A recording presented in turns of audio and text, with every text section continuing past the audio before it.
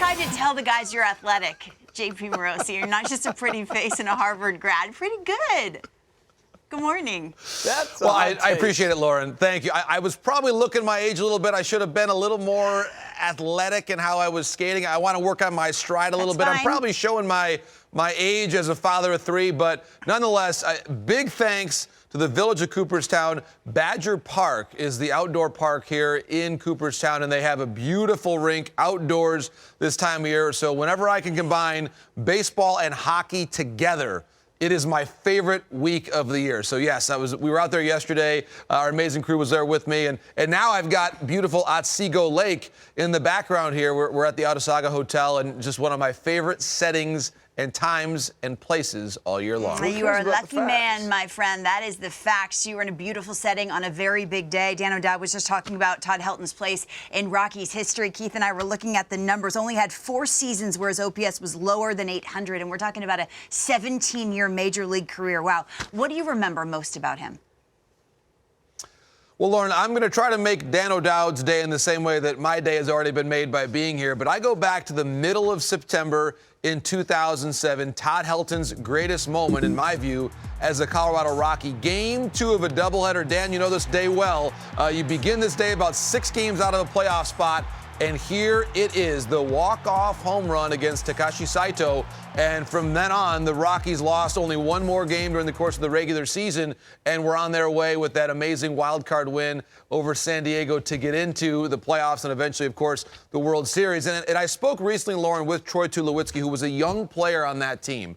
And Tulo told me as he was going through that year how much Todd Helton set the standard of how you conduct yourself on and off the field. And also, and Dan could probably speak to this, how the young players on that team were trying to win, trying to get to the World Series for Todd Helton. And that is something that you look at the numbers, you're never going to see a statistic that tells you that, but the way in which that team banded together and put on that great late season run to get Todd Helton to the playoffs and eventually, of course, the World Series, Lauren, that is something that we talk about, the culture of the game and the storytelling of the game, what a player means when he spends his entire career with one organization. That's the kind of legacy that belongs here in Cooperstown. Hey, John, you nailed that perfectly. I do believe that Todd was really galvanizing. So the storyline was Todd and the toddlers going into the season. And the toddlers basically, he stepped up, but those toddlers really emotionally were so connected to Todd. It was a really interesting dynamic, and you're right. It was all about the culture of that team. Yeah, it's not just the baseball reference, and I think it's important to remember that, JP. You could say the same about Adrien Beltre, Hall of Famer. We can all agree on that. We were just talking about that earlier in the show, and I think of him, I think of the camaraderie, right, with teammates, but not just teammates, opponents alike, really. Yes, Lauren, and I was very lucky. Early in my career, 2005, I was covering the Mariners for the Seattle Post-Intelligencer, and Adrien Beltre was a newly signed free agent in Seattle, and there was a young phenom pitcher who arrived that year by the name of Felix Hernandez. So Beltre and Felix were teammates at that time. Felix was still a teenager, but Lauren, I agree. The best moments of Beltre and Felix came when they were opponents. And we talk about the joy of competing. Here's Felix on the mound talking to Beltre. Hey, get back in the dugout. Get back in the dugout. And they're back and forth. And Lauren, I love these moments because they remind us the game is supposed to be fun. This is maybe my favorite, where he says, get back in the dugout after that half swing. But Lauren, here was the poignant moment. All these years later on Felix night at T-Mobile Park, I'm getting goosebumps talking about this, not because it's 20 degrees, but look at that hug, the tears from Felix, the emotion of the game.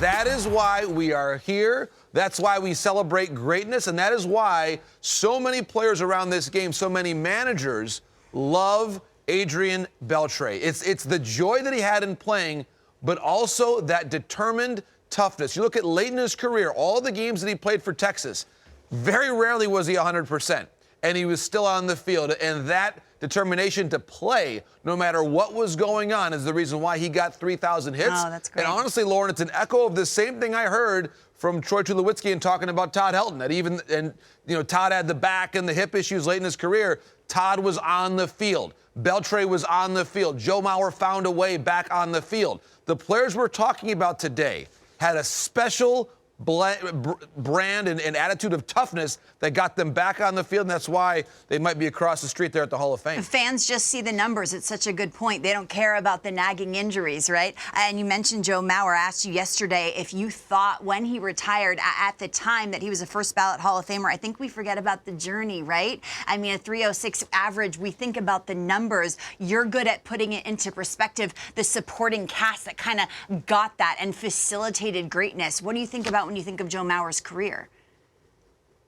Well, Lauren, this morning I'm thinking about the late, great Mike Radcliffe, who was the Twins scouting director in 2001. And Dan can speak to what it was like in the industry at that time, because even though the Twins had that home field advantage of being able to watch Joe Mauer play at Creighton-Durham Hall High School, Mike Radcliffe there in the middle of some of the great Twins that he had homegrown. You see Kepler, Polanco, and Sano. So Mike Radcliffe, at that time, there were three big-time guys on the board: Joe Mauer, Mark Pryor, and Mark Teixeira, all of whom would have been, at that time, very solid picks with the number one overall pick. There you see Mike at his craft at doing what he did best, which is evaluate players. And we lost Mike almost exactly a year ago. And Terry Ryan, the longtime Twins GM, talked so much about how Mike Radcliffe made the right call there. He saw Joe every time he could. The Twins had 2 or 3 people at basically every one of Joe's games that year, that senior year at Creighton-Durham Hall High School.